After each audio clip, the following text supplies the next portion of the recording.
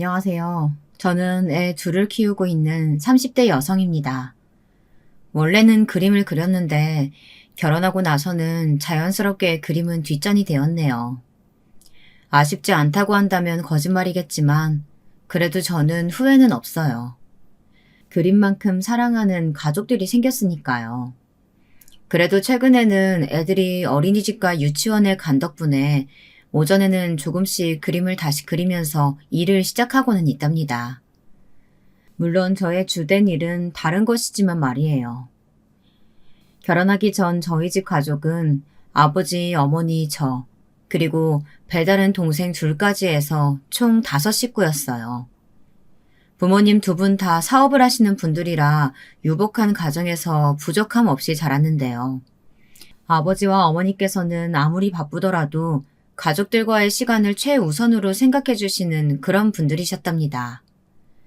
아마 몇몇 분들은 배다른 동생이란 말에 궁금증을 가진 분들도 계실 수 있는데요. 지금 제가 어머니라고 부르는 분은 저를 낳아주신 분이 아니랍니다. 저를 낳아주신 어머니께서는 저를 낳고 돌아가셨다고 해요. 원래 몸이 약하셨는데 저를 가지시는 바람에 더 몸이 나빠지셨다고 하더라고요. 그 때문인지 제가 태어난 이후로 아버지께서는 외가와 완전 인연을 끊고 사실 수밖에 없었답니다. 심지어는 어머니가 묻혀 계시는 곳에는 얼씬도 못하게 하셨다고 하더라고요. 그 이야기를 처음 들었을 때는 외가 식구들을 이해할 수 없었어요. 그냥 원망스럽기만 했죠. 그리고 나중에는 아버지께 죄송한 마음마저 들었어요. 제가 태어나지 않았더라면 두 분이 좀 더 행복하게 사실 수 있지 않았을까 하고 말이죠. 단 한 번도 입 밖으로 내본 적 없는 생각이지만 저는 항상 제 생일이 되면 아버지께 제일 많이 미안했어요. 하지만 아버지께서는 그날만큼은 세상 그 어떤 사람보다도 제가 행복하길 바라셨지만 말이죠. 아마 저의 이런 생각을 유일하게 알고 계셨던 분은 어머니가 아닐까 싶어요. 지금의 어머니는 제가 초등학교에 입학한 지 얼마 되지 않아서 생긴 분이세요. 아버지와 함께 사업을 하신 분이셨죠. 어머니는 제게 있어 때로는 친구 같기도 했고 아버지에게 말하지 못한 비밀을 공유할 수 있는 그런 존재이기도 했고요. 어머니께서도 제가 의식적으로 생일을 싫어한다는 것을 아버지보다도 먼저 알아채 주셨어요. 그리고 그런 말도 안 되는 생각으로 스스로를 좀먹고 있던 저를 구렁텅이 속에서 꺼내주셨던 분이기도 하고요. 제가 그림을 그리기 시작한 것도 이맘때였는데요. 어머니의 영향을 많이 받았답니다. 지금의 남편을 만난 것은 미술관에서였어요. 당시 미술관에서 전시 아르바이트를 하고 있었는데 남편이 매일같이 와서는 한 작품만 뚫어져라 보더라고요. 처음에는 그 그림을 많이 좋아하나 보다 하고 생각했고 일주일이 지나서는 이상한 사람이다 라고 생각했고 보름이 지나고서야 무슨 사연이 있나 하고 호기심이 생겼죠. 그래서 먼저 말을 걸었어요. 매일 이 그림만 보시던데 많이 마음에 드시나 봐요. 그냥 저 같아서요. 남편을 짧게 대답을 하고는 제게 시선 한 번 주질 않더라고요. 그리고는 다음날부터 보이지 않았죠. 저는 전시가 끝날 때까지 언제 오나 되게 많이 기다렸지만 한 번도 오지는 않았죠. 그렇게 강력한 첫 만남을 남긴 남편을 다시 만난 것은 친구 결혼식이었어요. 축의금을 받는 자리에 있더라고요. 진짜 딱 보는데 아, 이 남자다라는 생각이 바로 들더라고요. 그래서 바로 축의금 대신 전화번호를 달라고 했죠. 남편도 저를 알아보는 것 같더라고요. 그렇게 재회한 저희는 1년의 연애 끝에 결혼에 골인했답니다. 친구들은 속을 알 수 없는 남자를 왜 그렇게 좋아하느냐고 물었지만 제 눈에는 남편의 얼굴만 봐도 기분을 다 알겠더라고요. 그리고 무엇보다도 가족을 아끼고 사랑하는 모습들이 너무 마음에 들었죠. 물론 주변에서는 자상함을 넘어서 결혼하고 나서도 시댁 식구들만 아끼면 피곤해질 것이라고 경고했지만 당시에 저는 시댁 식구들도 가족인데 뭐 어때서 그러느냐고 대꾸할 뿐이었답니다. 남편은 사남매 중 둘째였는데요. 위로 형이 하나, 아래로 남동생이 하나, 그리고 나이 차이가 좀 나는 막내 여동생 이렇게 있었답니다. 막내 아가씨는 남편이랑 무려 띠동갑이라 제가 시집 갔을 때는 아직 고등학생이었죠. 곁에서 보면 좀 답답할 정도로 남편은 형과 동생들을 챙기는 편이었어요. 위로든 아래로든 무조건 자신이 꼭 챙기고 지켜줘야 한다는 생각을 가진 그런 사람처럼 보였죠. 장남도 아닌데 장남 콤플렉스를 가진 사람이라는 인상을 받았답니다. 단적인 예를 들자면 아주버님께서는 꽤 오랫동안 공부를 하셨다고 해요. 대학원 과정까지 마치고 나서야 취직을 했다고 하던데 남편이 먼저 취직을 하면서 아주버님에게 용돈까지 줬다고 하더라고요. 심지어 아주버님께서는 대학원생일 때 속도 위반으로 결혼까지 했는데 그 비용마저 꽤 많은 부분을 남편이 책임졌다고 하고요. 아래 동생들에게도 마찬가지였고요. 자기 자신에게 쓰는 돈은 거의 없고 형과 동생들에게 그 무엇도 아끼지 않는 그런 사람이었죠. 연애 시절에는 잘 몰랐는데 시댁에 인사를 드리고 나서 그런 이야기를 듣고 나니 화가 좀 나더라고요. 이런 표현이 맞는지는 모르겠지만 가족들이 남편을 호구로 여기는 것이 아닐까 의심이 들기도 했어요. 다행스럽게도 도련님이나 아가씨를 보면 남편을 알뜰하게 챙기는 것이 보여 꼭 그런 것만은 아니다 싶기도 했죠. 그래서 저는 결혼하고 나서 하나 목표를 세운 것이 있었어요. 남편이 가지고 있는 뭐든 다 내가 책임져야 한다 하는 생각을 기필코 고쳐놓겠다고 말이죠. 결혼 2년 차가 되면서 저희 부부에게도 좋은 소식이 생겼어요. 아이가 생긴 것이죠. 남편은 무척이나 기뻐하면서도 하루라도 빨리 아이를 만나고 싶어 했어요. 그런데 하루는 남편이 엄청나게 곤란한 표정을 지으며 제가 그림을 그리고 있던 방을 어떻게 할 생각이냐고 묻더라고요. 지금은 그냥 창고로 쓰게 되지 않을까? 왜? 자기 그 방으로 뭐 하고 싶어?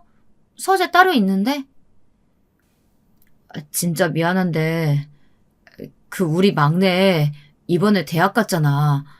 기숙사 들어가려고 했는데 떨어졌나 봐. 그래서 원룸을 구해야 하는데 그건 내가 좀 불안해서. 그래서 그 방 아가씨 주자고? 불편한 거 알아, 여보. 몸 무거운 것도 알고. 그래서 이런 상황 생기면 안 되는 것도 잘 아는데 미안해. 여자애 혼자 학교 앞에서 자취하라는 것도 겁나고 우리 집에서는 학교까지 얼마 되지도 않으니까. 남편은 잔뜩 미안한 얼굴을 하고 제게 말했죠. 저는 피식 웃음이 터졌어요. 뭐 그리 어려운 부탁이라고 그렇게 잔뜩 긴장까지 해서는 그렇게 말하는지 말이죠. 하지만 저는 쉽게 동의할 생각은 아니었어요. 지금이 바로 남편의 생각을 고쳐줄 수 있는 기회가 될 수 있겠다 싶었답니다. 남편의 성향이라면 아가씨를 집에 데려다 놓고 시아버지보다 훨씬 더 깐깐하게 간섭하는 것은 물론 아가씨에게 뭐든 다 퍼줄 것 같았거든요. 저는 약간은 굳은 목소리로 남편에게 말했어요. 상관없어. 아가씨가 우리 집에서 학교 다니셔도. 단, 약속해야 할 것이 있어. 약속? 뭐든지 다 할 수 있어. 자기가 원하는 대로 다 할 수 있어. 당신, 쉽게 말하지 마. 잘 생각해보고 말해. 우선 당신 아가씨한테 아버님보다 더 잔소리할 거면 나도 싫어. 통금 시간이나 옷차림 같은 거 그런 거 말이야. 아가씨도 이제 성인인데 언제까지 어린아이 다루듯 할 거야. 그리고 나 아가씨한테 생활비도 받을 거야. 생활비라니 막내한테 돈이 어딨다고. 아르바이트 하면 되는 거지. 그리고 무슨 몇십만 원 받겠다는 것도 아니고 한 달에 5만 원 정도면 본인이 충분히 벌어서 낼 수 있을 것 같은데. 이제 대학생이잖아. 그리고 연애도 좀 하라고 하고. 연애 이야기에 남편은 정색을 하며 아직은 이리다고 했지만 저는 제 말을 지키지 않으면 절대 안 된다고 못을 박았답니다. 무엇보다도 제가 남편에게 용돈도 줄 생각하지 말라고 했더니 아주 나라 잃은 표정을 지으며 막내가 무슨 아르바이트냐고 하더라고요. 저는 속으로 한숨을 길게 쉬고는 아가씨도 자립할 기회를 줘야 하는 것 아니냐고 했죠. 남편은 걱정이 태산이었지만 아가씨는 전혀 달랐답니다.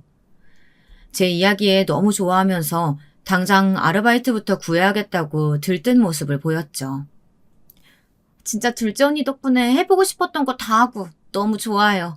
나 수능 끝나고 다른 친구들 다 아르바이트 하는데 오빠들이 죽어도 안 된다고 해서. 그래도 아가씨, 12시 넘어서 들어오는 건 절대 안 돼요.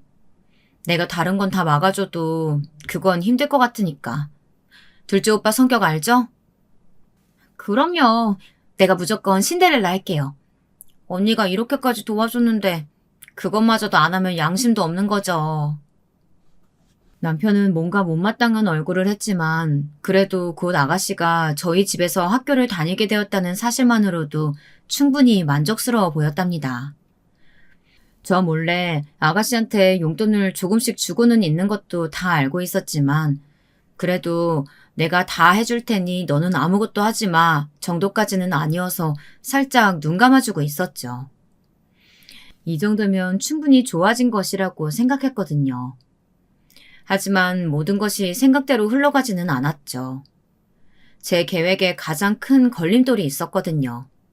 바로 아주버님과 형님이었어요. 대학원 시절 결혼한 두 사람은 아이가 빨리 생기는 바람에 시댁에서 부모님들과 함께 살고 계셨어요. 제가 시집 갔을 때는 첫째가 막 18개월이었죠.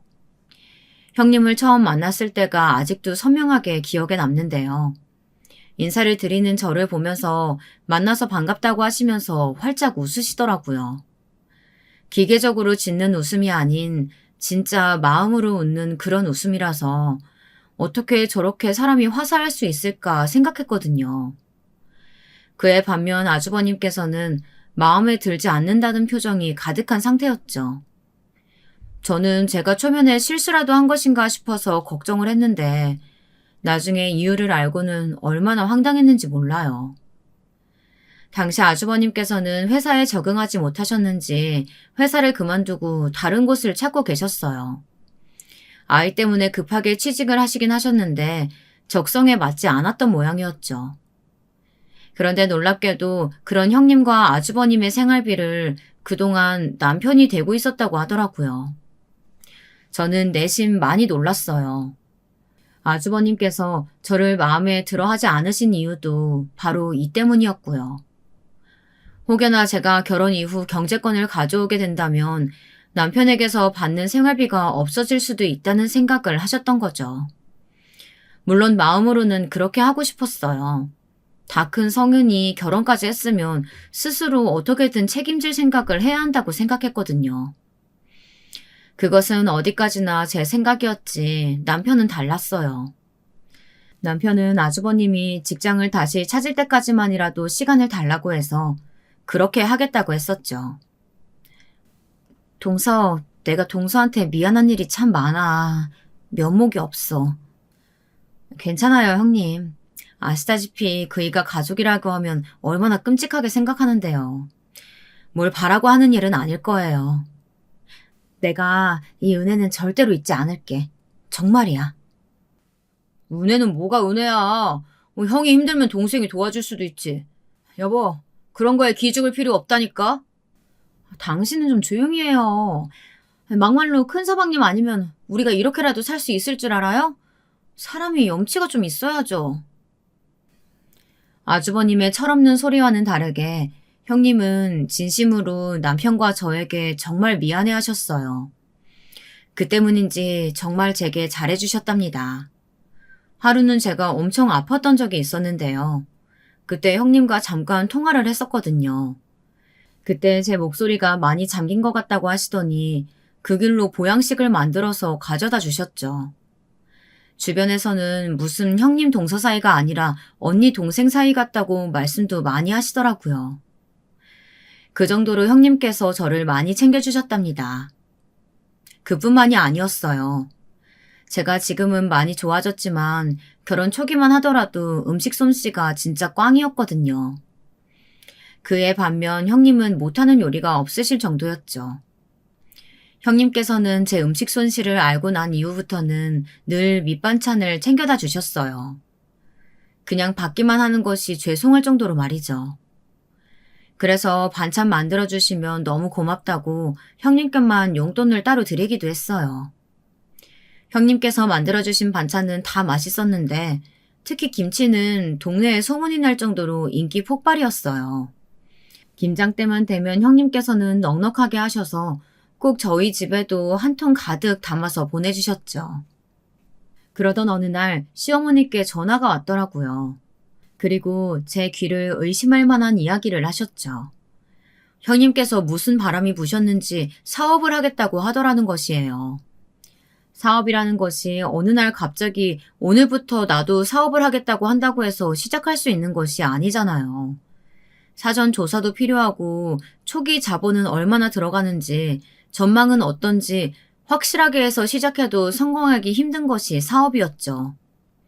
하지만 형님께서는 평소 그런 것들을 준비한다는 생각이 전혀 들지 않았거든요. 형님께서는 주변의 걱정과 만류에도 불구하고 의류, 잡화, 쇼핑몰을 시작했죠. 아이까지 시어머니에게 맡기고는 꽤나 진지하게 시작하더라고요. 갑자기 무슨 자신감으로 쇼핑몰을 시작한다고 하시는지는 몰랐지만 저는 잘 되기만을 간절히 바랬답니다. 다행히도 사업수단이 나쁜 것은 아니었는지 꽤나 빠르게 자리를 잡더라고요. 남편 역시도 많이 걱정했었는데 한시름 놓았다는 말을 할 정도였죠. 그러면서 자연스럽게 그동안 보내드린 생활비도 그만두기로 했죠. 그렇게 승승장구하던 형님의 쇼핑몰에 문제가 생긴 것은 아가씨가 저희 집에서 대학을 다니기 시작한 지 1년 정도 된 시점이었어요. 그 사이 저도 아이를 낳고 육아에 정신이 없었죠. 남편이 하루는 아주 심각한 얼굴로 아주버님 댁에 문제가 생긴 것 같다고 하더라고요. 쇼핑몰이 잘 된다는 소리를 시어머니께 들었던 터라 저는 문제 생길 일이 뭐가 있는지 아무리 고민을 했지만 도저히 모르겠더라고요. 그렇게 이야기를 나누고 나서 며칠 뒤 형님께서 저희 집으로 찾아오셨어요. 안 본 사이에 정말 많이 마르셨더라고요. 얼굴색도 많이 어두웠죠. 남편의 말대로 무슨 일이 생긴 것이 분명했어요. 형님, 무슨 일이세요? 왜 이렇게 마르셨어요? 무슨 일 있으세요? 어서 앉으세요. 동서, 내가 진짜 오늘 어려운 말을 좀 하려고 왔어. 미안해, 동서. 형님께서는 잔뜩 긴장한 얼굴로 제게 대뜸 사과부터 하셨죠. 저는 무슨 소리냐며 형님께 자리를 권했어요. 형님은 시원한 물 한 잔을 달라고 하시더니 단숨에 들이키시고는 제게 할 말이 있다고 하셨어요. 저는 대충 무슨 이야기를 하실지 감이 왔어요. 아무래도 예전처럼 생활비를 도와달라는 그런 말이 아닐까 싶었죠. 그래서 형님께서 먼저 이야기를 꺼내시기를 가만히 기다리고 있었어요. 하지만 충격적이게도 형님께서 어렵게 꺼내신 말은 제가 생각했던 것과는 전혀 다른 이야기였어요. 처음 딱 듣는데 어떻게 이런 부탁을 하실 생각을 하셨을까 저도 모르게 입이 떡하고 벌어질 정도였죠. 내가 그 쇼핑몰이 잘 돼서 규모를 좀 키우면서 거래처도 많이 늘었거든. 그 와중에 지인 소개로 중국에 있는 업체랑 계약을 맺었는데 거기서 문제가 생겼어. 그래서 자금이 급하게 필요한데 어떻게 동서가 좀 도와주면 안 될까? 자금이요? 형님 갑자기 규모 확대는 무슨 소리고 중국 쪽과 이상이 생겼다는 소리는 또 뭐고요? 그동안 쇼핑몰에 무슨 일이 있으셨던 건데요? 형님께서는 더듬거리는 말투로 그동안 쇼핑몰에 있었던 일들에 관해 이야기를 차분히 꺼내셨어요. 쇼핑몰이 점점 잘 되자 취직하셨던 아주버님까지 회사를 그만두고 쇼핑몰 일에 매달리셨다고 하더라고요.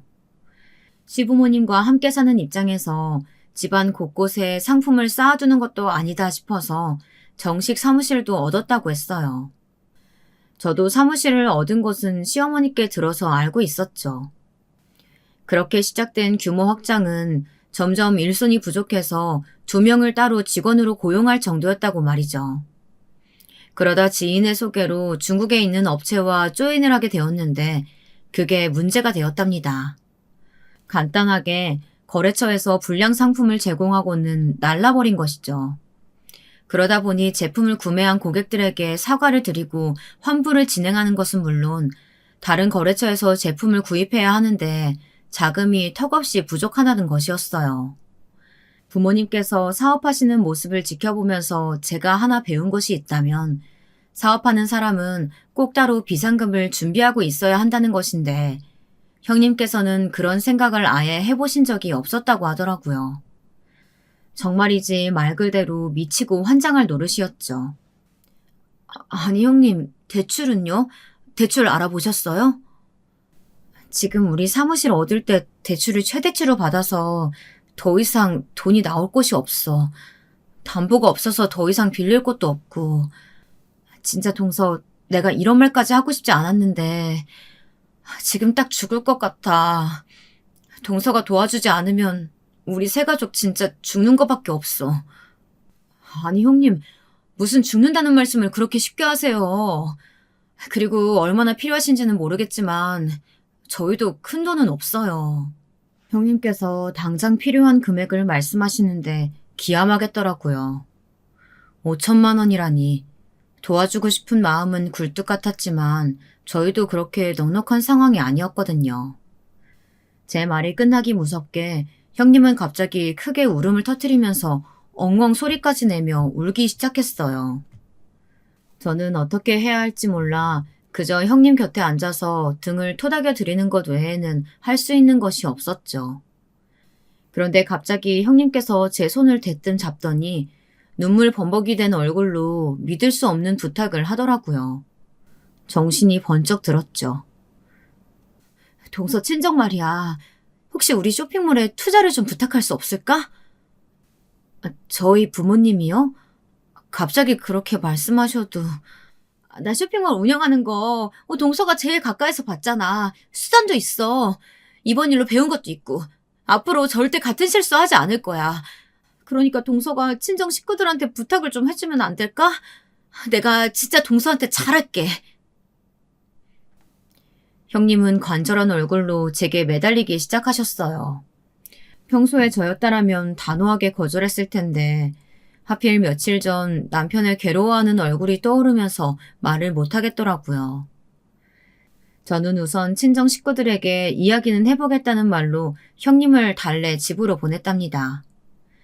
그렇게 형님이 가고 나서 저는 어떻게 해야 할지 갈피를 잡을 수가 없었어요.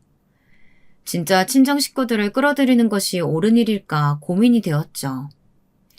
하지만 결국은 어머니를 찾아가 사실대로 이야기할 수밖에 없었답니다. 제 이야기를 들으신 아버지께서는 단박에 거절하셨어요. 쇼핑몰이라는 것이 얼마나 흔한데 거기다 투자하라는 말이냐고 하셨죠. 특별할 거 하나 없는 그 쇼핑몰에 뭘 보고 투자하라는 거야? 적어도 여기만에 이점이 있는 것도 아니고 내가 투자한 만큼 돌아오는 것도 없는 게 뻔히 보이는데 내가 네 말만 듣고 투자할 이유는 없는 것 같다만. 저도 그건 알고 있어요. 그래도 형님 일이라고 하니까 쉽게 거절하기가 어려워서 이렇게 말씀드려요. 어떻게 안 될까요? 그럼 이번 일만이라도 좀 넘길 수 있도록 도와주든 선은 어때요? 우리 딸이 어디 쉽게 이런 얘기 하는 애도 아닌데. 어머니, 진짜 제 마음 알아주는 사람은 우리 어머니밖에 없어. 아버지께서는 한참을 곰곰이 생각하시더니 그럼 이번 일만 도와주겠다고 하셨죠. 저는 그것만으로도 충분하다고 생각했어요. 위기를 넘기고 제로부터 다시 시작할 수 있는 기회를 주는 것만으로도 제 할 도리는 다 했다고 생각했죠. 하지만 아주버님의 생각은 좀 달랐던 모양이더라고요. 재수씨, 진짜 이 사람 이렇게 힘들어하는데 어떻게 한 번을 안 도와줍니까? 네? 아니 이 사람이 능력이 부족한 것도 아니고 시원하게 투자 좀 해주시면 될 일 가지고 겨우 이번 사태 막아주는 것만이라뇨. 아주버님, 지금 겨우라고 말씀하셨어요? 어떻게 그 돈을 겨우라고 표현하실 수가 있으세요? 그리고 큰 불 껐으니 이제 다시 시작한다는 마음으로 다시 해보면 되잖아요. 저더러 어디까지 도와달란 말씀이세요? 우리한테야 큰돈이지 재수씨네 친정에는 푼돈 아닙니까? 있는 사람들이 더하다고 하더니만 진짜 너무하네. 여보, 지금 뭐라고 하는 거예요? 조용히 좀 해요. 동서, 이 사람이 괜히 그러는 거야. 동서 덕분에 위기 잘 넘겼으니까 앞으로는 우리가 헤쳐나가는 거지. 고마워, 도와줘서. 내가 빨리 벌어서 갚을게. 갚기는 뭘 갚아? 형제끼리 주고받은 돈인데. 형님은 잔뜩 붉어진 얼굴로 아주버님의 입을 막으려고 하셨지만 이미 늦어버렸죠. 한마디 하려고 하는데 갑자기 남편이 제 손을 잡더니 자신이 나서더라고요. 정말 깜짝 놀랄 일이 아닐 수 없었죠. 그동안 아주버님의 억지를 한 번도 입에 대지 않았던 남편이 나서다니 저는 꿈을 꾸는 줄 알았답니다. 그게 어떻게 형제끼리 주고받은 돈입니까? 엄연히 저희 장인어른께서 형님께 빌려주신 돈이나 다름없는데. 형님, 저한테 뭐라고 하셨어요? 다 투자라면서요. 그럼 이익을 내서 투자한 사람한테 돌려주는 것이 맞는 거 아닙니까? 뭐? 너 이 새끼 형한테 눈 똑바로 뜨고 뭐 하는 짓이야? 내가 돈 없다고 아주 나를 무시하는 모양인데 내가 네 형이야. 제 말은 그런 의미가 아니잖아요, 형님. 아주버님께서는 남편의 말에 길길이 뛰더니 기분 나쁘다며 밖으로 나가버리셨어요. 형님도 어쩔 줄 몰라 하시다가 따라 나가셨고요. 형님의 뒷모습을 보는데 왜 이렇게 짠한지 모르겠더라고요. 저렇게 대책 없는 남자를 왜 만나서는 고생을 하시나 싶은 생각도 들었답니다. 남편은 방금 자신이 한 말 때문인지 손을 부들부들 떨고 있었어요. 남편이 얼마나 용기를 내서 그런 이야기를 했는지 너무나도 잘 알고 있는 저는 그런 남편의 손을 꼭 잡아주었답니다. 그리고는 남편이 한 말에 저 역시도 같은 생각을 하고 있다는 말로 남편에게 용기를 주었죠. 남편은 그제야 진정이 되는지 고개를 끄덕이며 이번 일에 도움 줘서 고맙다는 말을 했습니다. 저는 그냥 말없이 웃기만 했답니다. 그런 일이 있고 나니 아주버님 댁과 저희 집 사이에는 묘한 거리감이 생기기 시작했어요. 평소였다면 남편이 먼저 아주버님에게 다가가겠지만 이번엔 어림도 없었죠. 남편 역시 고집스럽게도 가만히 있었거든요. 아주버님께서는 먼저 와서 사과하라는 듯 눈치를 주셨지만 남편은 끝까지 모른 척하고 있었죠. 그렇게 불편한 자리가 몇 번 있고 나니 시부모님께서는 빨리 화해를 했으면 하는 눈치더라고요. 하지만 아가씨나 도련님은 남편이 무슨 잘못이 있어서 사과를 해야 하냐며 아주버님 성직머리를 고치기 위해서라도 절대 먼저 손 내밀지 말라고 하더라고요. 든든한 지원군이 생긴 기분이었죠. 아주버님은 자신의 뜻대로 되지 않자 짜증만 내셨는지 형님께서도 많이 힘들어 보이셨답니다. 그러던 어느 날 형님께서 너무나도 신난 목소리로 전화가 오셨더라고요. 투자자가 생겼다고 말이죠. 쇼핑몰을 전적으로 후원해주겠다고 했다면서 대신 사업 확장이나 새로운 거래처를 만드는 일과 같은 부분에 있어서 사전에 의논을 하는 것이 조건이라고 하셨죠. 아주버님께서는 그렇게 되면 결국 쇼핑몰을 팔아넘기는 것과 다를 게 뭐가 있냐고 하셨지만 형님께서는 5년이 지나면 사전 의논 같은 것도 없어질 것이라고 확답받았다고 좋아하셨어요. 그 모습을 보니 저도 기분이 좋더라고요. 지금 형님께 필요한 것은 단순한 투자가 아니라 앞으로 꾸준하게 성장할 수 있도록 도와줄 수 있는 가이드가 필요하다고 생각했거든요. 그런 기회를 기분 좋게 받아들이는 형님의 모습에서 앞으로는 좋은 일만 생기겠다 싶었죠. 그 뒤로 형님은 정말 승승장구하셨어요. 미숙했던 부분까지도 보완이 되고 나니 어느새 직원이 10명이 넘을 정도로 규모가 확장되더라고요. 저는 내심 이렇게 빠른 시간에 성장할 수 있었다니 놀랍기만 했어요. 그리고 그 모든 것을 이뤄낸 형님이 자랑스럽기만 했답니다. 앞으로는 모든 상황이 점점 좋아질 일 말고는 없다는 생각마저 들었어요. 그런데 환경이 바뀐 탓인지 형님이 조금씩 예전과는 달라졌다는 느낌을 받기 시작했어요. 말투나 행동들이 제가 알던 형님이 아닌 것 같았죠.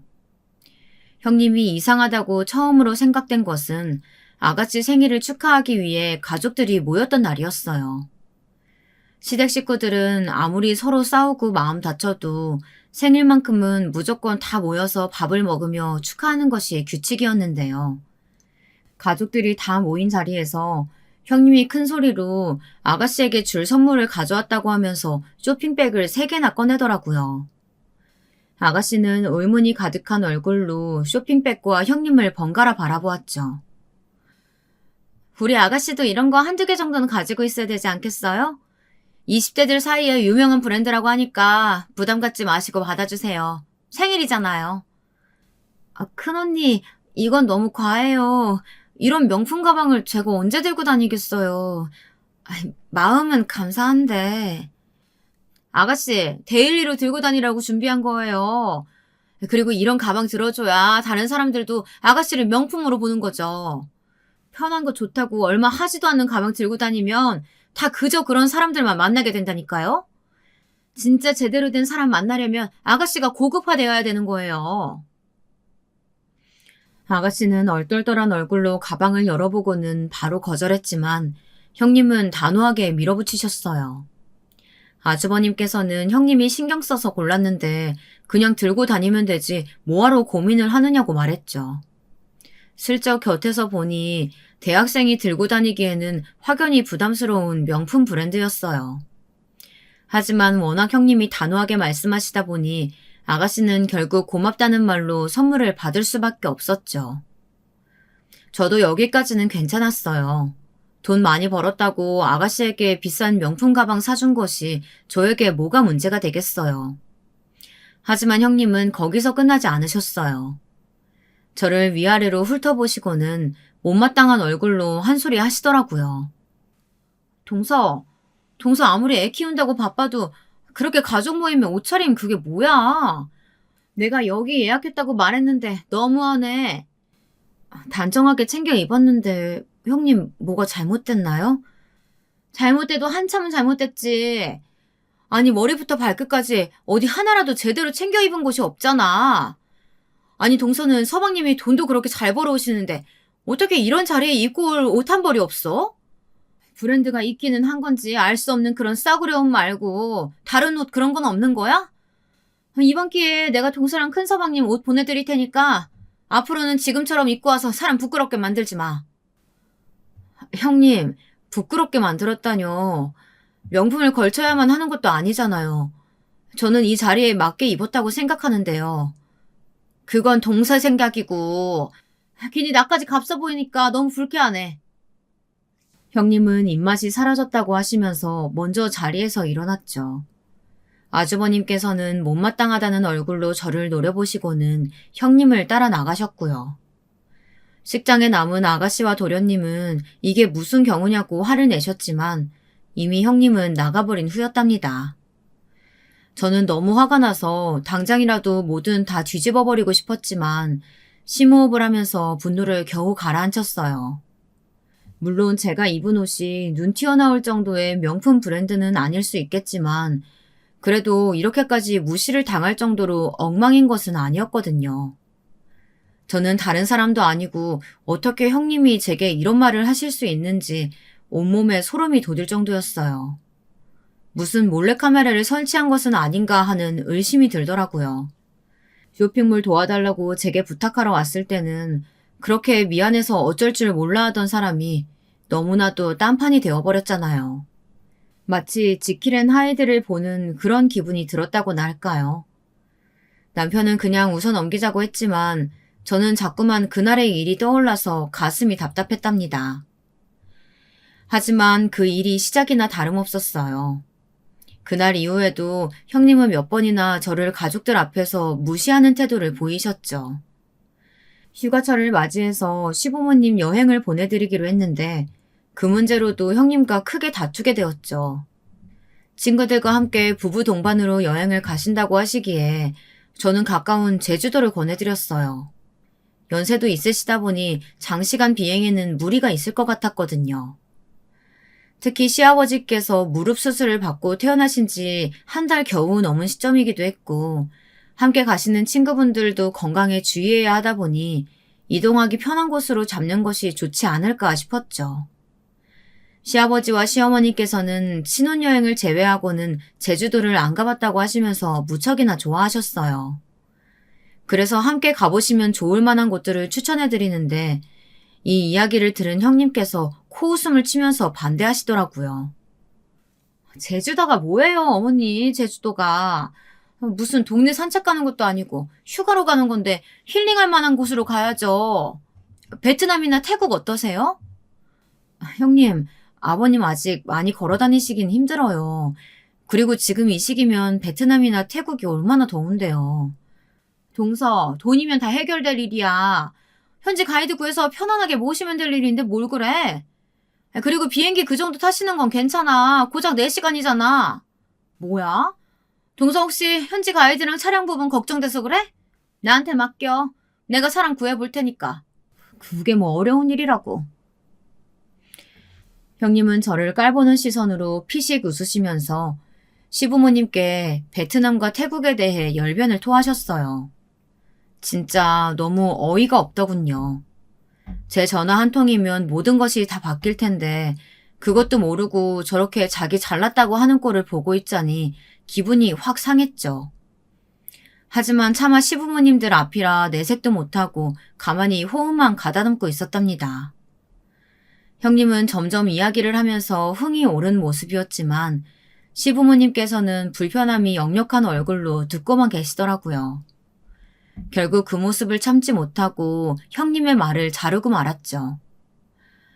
두 분께서 제주도 원하신 이유는 신혼여행 이후로 한 번도 제주도를 다시 가본 적이 없으시기 때문이에요.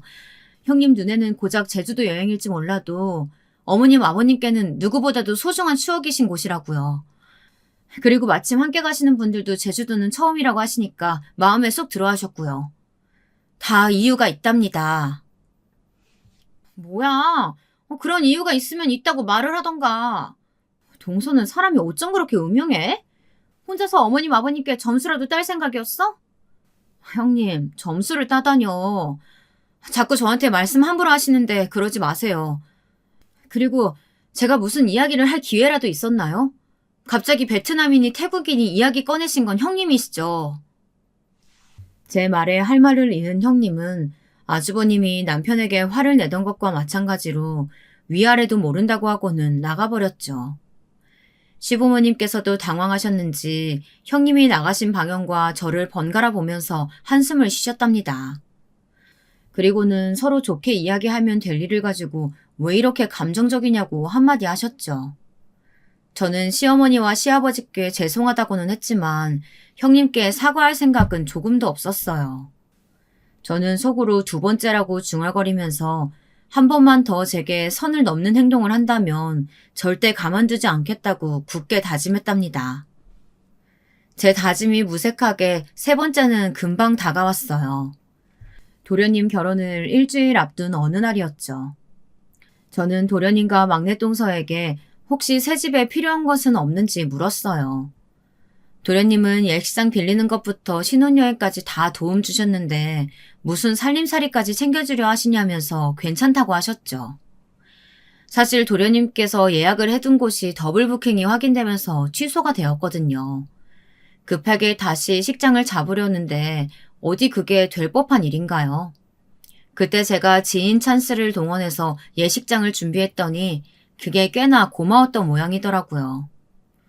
하지만 저는 그저 지인 찬스로 전화 한 통만 했을 뿐인데 그걸로 도련님 결혼 생각을 넘어갈 생각은 전혀 없었어요.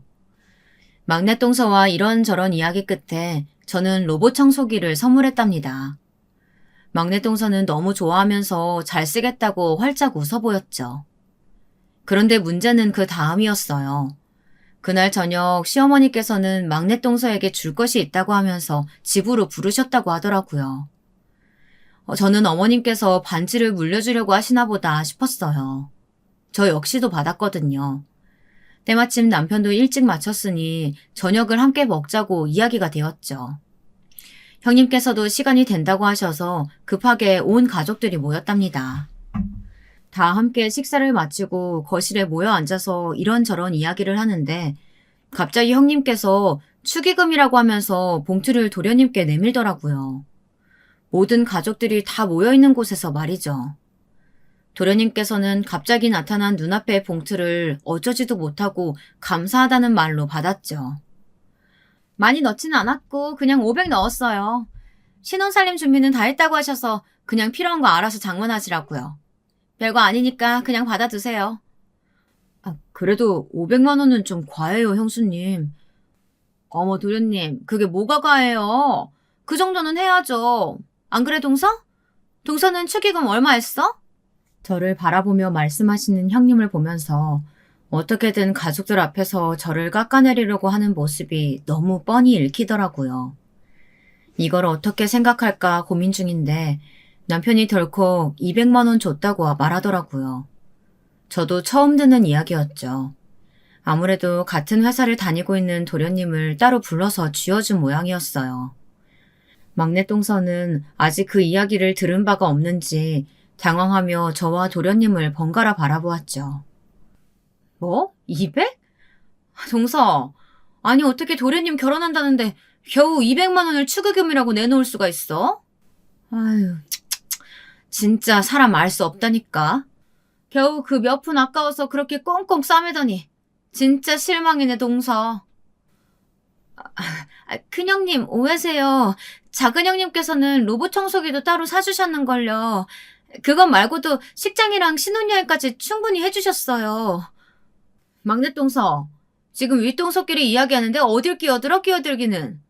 그따위 로봇 청소기 얼마나 한다고. 아무래도 동서는 돈을 쓸 줄을 모르는가 봐. 하긴 집에 돈이 그렇게 많으니 어디다 쓰는 게 맞는지 배웠을 리가 있겠어? 자기 마음대로 하면 그만이지. 안 그래? 그만 좀 하세요, 형님. 개구리 올챙이적 생각 못한다고. 형님이 제 앞에서 돈 이야기 하실 상황은 아니죠. 막말로 도와달라고 그렇게 부탁하실 땐 언제고 이제 와서 제 앞에서 으스대고 싶으신 모양인데요. 괜히 제 신경 긁지 마시고 그만하세요. 자꾸 이러시면 저번에 말씀드린 대로 참지 않을 테니까요. 개구리? 지금 그게 형님한테 할 말이야? 그리고 동서가 못 참으면 뭘 할 수 있는데? 왜? 사돈 어른한테 쪼르르 전화해서 이르게? 전화해봐. 내가 뭐 무서운 줄 알아? 사돈 어른한테 빌린 돈 다 갚았어. 참나. 그리고 내가 사돈 어른한테 섭섭한 게 한두 가지인 줄 알아? 저희 부모님이 뭘 섭섭하게 해드렸는데요. 형님 위기 넘길 수 있게 도와준 게 이런 대접을 받을 만한 일인가 싶네요. 형님은 도끼 어린 눈빛으로 저를 바라보며 당시 이왕 도와주실 의향이셨다면 그냥 도와주셔도 될 일을 딱 급한 불 끌 정도만 도와주고는 발을 바로 빼버렸던 것을 어떻게 잊겠냐고 소리를 질렀죠. 아주버님께서 그렇게 저희 욕을 하시더니 형님도 다를 바 없었죠. 저는 정말 그렇게 생각하느냐고 물었어요. 당연하지. 뭐? 처음부터 시작할 수 있는 기회를 드렸다고? 그따위 기회 누가 달라고 했어? 그럼 저희가 언제까지 형님이랑 아주버님 뒤치작거리를 해야 하는데요. 결혼하기 전부터 우리 그이가 두 분 생활비 대고 있었잖아요. 그 돈 받으시면서 아주버님 단 한 번이라도 저희 남편한테 고맙다는 말 하신 적 있으세요? 형제끼리라도 그런 것까지 당연하다고 하실 순 없는 거예요.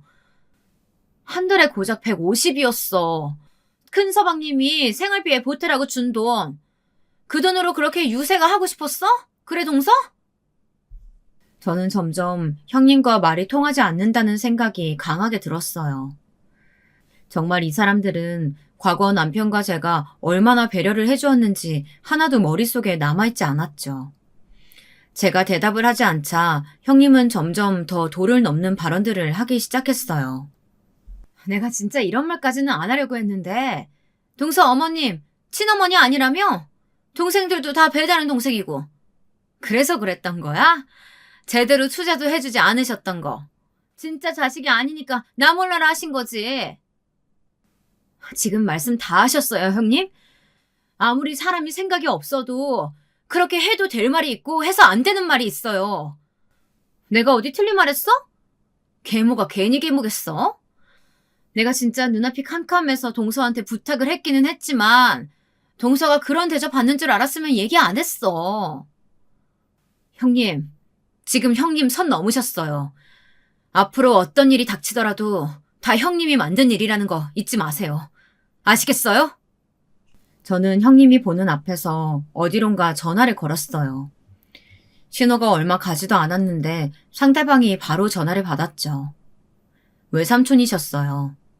저는 이러쿵저러쿵 말할 필요도 없이 바로 쇼핑몰에 관한 모든 일을 보류하라고 말씀드렸죠. 외삼촌은 이유도 묻지도 않으시고는 알겠다고 대답하셨어요. 얼마 후 형님의 폰으로 전화가 걸려왔어요. 뭐라고? 그게 다 무슨 소리야? 5년 계약인데 누가 그래? 뭐? 그래서 세상에. 그럼 알겠어. 일단은 끊어봐. 왜요, 형님? 그렇게 좋아하던 투자자가 갑자기 다 그만두겠다고 하시던가요? 그걸 동서가 어떻게 알고? 왜 모르겠어요. 그 쇼핑몰에 대한 모든 거 정리하라고 한 사람이 바로 전데. 저는 담담하게 그동안 형님의 회사에 투자한 것은 다름 아닌 저였다고 말했어요. 형님은 넋이 나간 얼굴을 하고는 저를 빤히 바라보았죠. 제 말에 놀란 것은 형님뿐만이 아니었어요. 남편은 형님보다 더 놀란 얼굴로 제가 무슨 돈이 있어서 그랬느냐고 물었어요.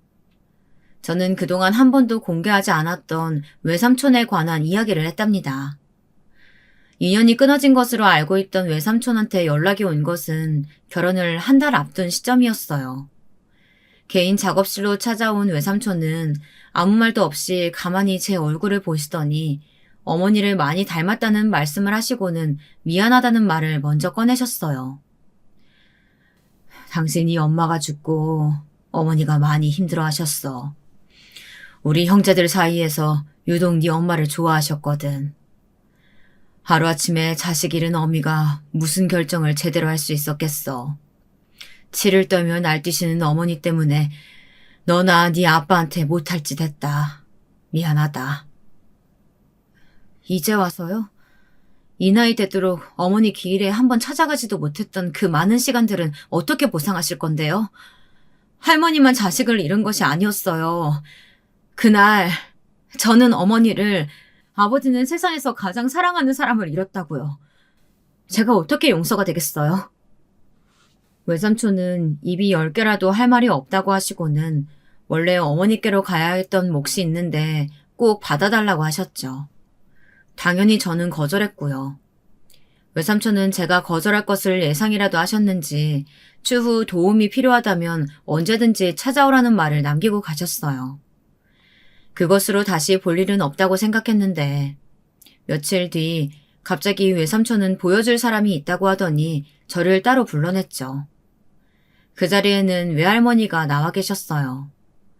여전히 정정하신 외할머니께서는 저를 보고는 무슨 벼락이라도 맞은 사람처럼 어깨를 떠셨죠. 외삼촌의 말처럼 그렇게 제가 어머니를 많이 닮았나 싶었어요. 할머니께서는 단 한마디도 하지 않으셨어요. 다만 어머니가 보고 싶다면 언제든 와도 좋다고 하셨답니다. 대신 혼자만 오라고 하셨죠. 외할머니께서는 그 뒤로도 종종 저를 찾으셨지만 가지 않았어요. 외삼촌은 꽤나 섭섭해하셨지만 어쩔 수 없었죠. 그렇게 거리감을 두던 외삼촌에게 처음 손을 내민 것이 바로 형님 때문이었죠.